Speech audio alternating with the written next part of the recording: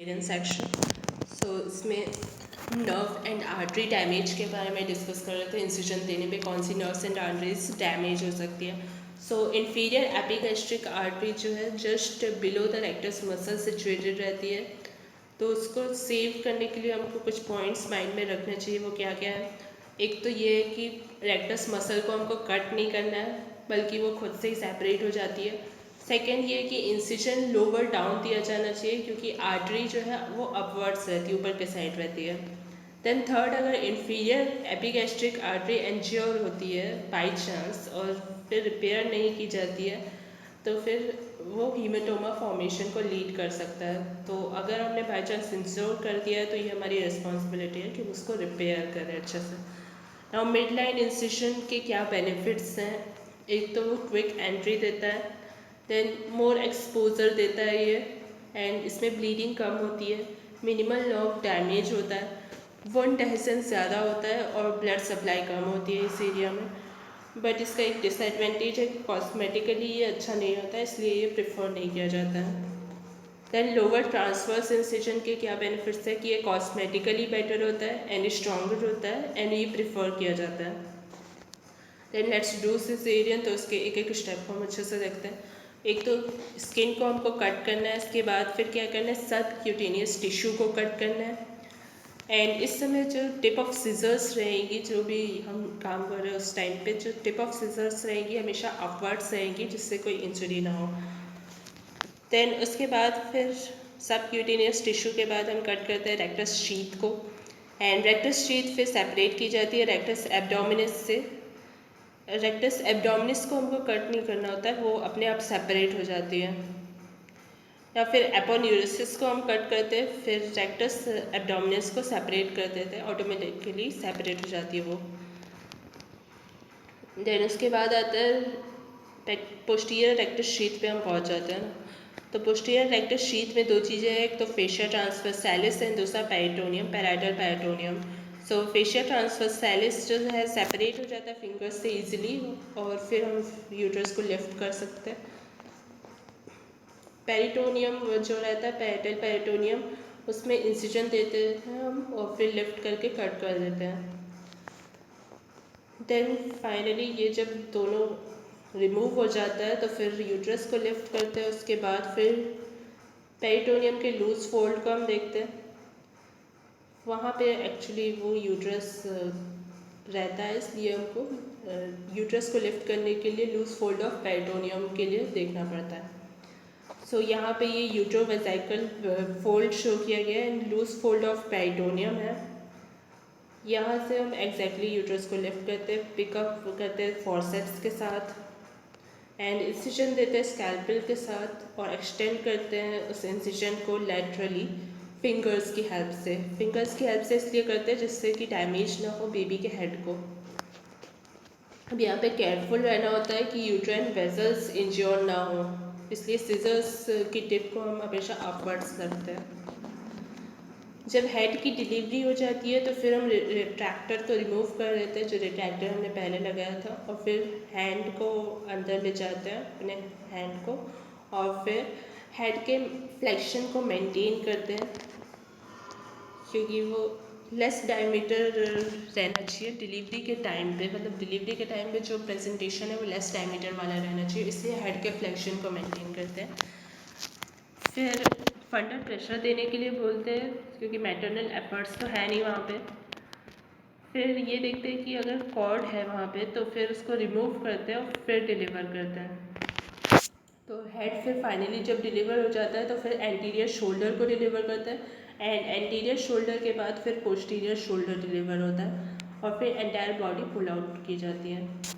Then active management जो होता है थर्ड स्टेज ऑफ लेबर का, वो सेम होता है नॉर्मल वेजाइनल डिलीवरी और सिजेरियन सेक्शन में, दोनों में ही सेम होता है। तो फर्स्ट इसमें डिलेट कॉर्ड क्लैंपिंग आता है, सेकंड प्लेसेंटा को रिमूव करना कंट्रोल कॉर्ड ट्रैक्शन से, एंड थर्ड ऑक्सीटोसिन का इंजेक्शन देना। देन उसके बाद फाइनली जब हम थर्ड स्टेज ऑफ लेबर का मैनेजमेंट कर देते हैं तो फिर हैंड ओवर कर देते हैं हम बेबी को पीडियाट्रिशियन में। नाउ टर्न आती है यूट्राइन क्लोजिंग की। सो यूट्राइन क्लोजिंग कैसे की जाती है? हम एंगल्स ऑफ यूट्रस को होल्ड करते हैं एलिस फॉरसेप्स की हेल्प से, और फिर इंसिजन को क्लोज करते हैं या तो सिंगल लेयर से या तो फिर डबल लेयर से। तो ऐसा इसका बहुत कंट्रोवर्शियल है, कुछ लोग सिंगल लेयर से करते हैं, कुछ डबल लेयर से करते हैं। ऐसे कोई डेफिनेट टेक्निक नहीं है, बट सिंगल लेयर का सिर्फ ये एक बेनिफिट है कि ये क्विकर होता है। देन इंसिजन को क्लोज करने के बाद एब्डोमेन वही क्लोज कर रहे हैं हम। तो एब्डोमेन को क्लोज करने से पहले ये श्योर करना होता है कि इंस्ट्रूमेंट और गॉज का काउंट सब बराबर है कि नहीं, हीमोस्टेटस मेंटेन्ड है कि नहीं, और सारा सेक्शन कर लिया गया है कि नहीं। देन ट्यूब एंड ओवरीज को भी हम चेक करते हैं कि वो ठीक ठाक है या नहीं, कोई हेमेटोमा तो नहीं है वहाँ पे ये। देन उसके बाद फाइनली पेरिटोनियम को क्लोज कर देते हैं। तो पेरिटोनियम क्लोज किया जा भी सकता है, नहीं भी किया जा सकता है, तो इसमें भी एक कंट्रोवर्सी है। जो करना चाहे हम कर सकते हैं, बट नो, अगर क्लोज नहीं करेंगे तो सिर्फ टाइम सेव करता है, ऐसा कोई डिसएडवांटेज नहीं है उसका।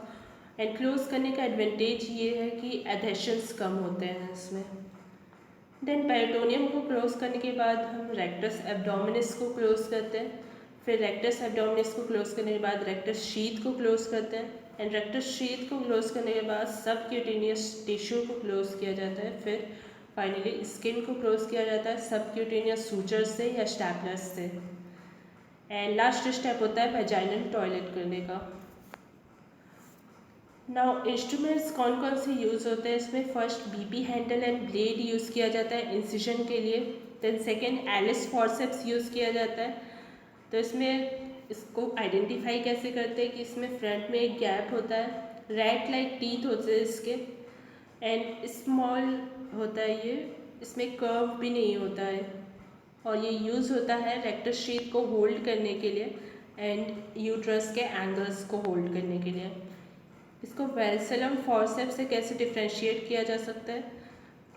क्योंकि वेल्सलम फॉरसेप्स जो है लार्जर होता है और वो एंटीरियर वॉल ऑफ वेजाइना को रिट्रैक्ट करने के लिए यूज़ होता है, उसका यूज़ डिफरेंट होता है। देन इसका नेक्स्ट इंस्ट्रूमेंट है फोर्थ ग्रीन आर्बिटेज फॉरसेप्स, और इसमें ट्रायंगुलर एंड होता है, ट्रांसवर्स सेरेशंस प्रेजेंट होता है इसमें, जिससे कि यूट्रस के एंगल्स को होल्ड किया जा सके स्टिचिंग के टाइम पे। देन फिफ्थ इंस्ट्रूमेंट है डॉयंस रिट्रैक्टर।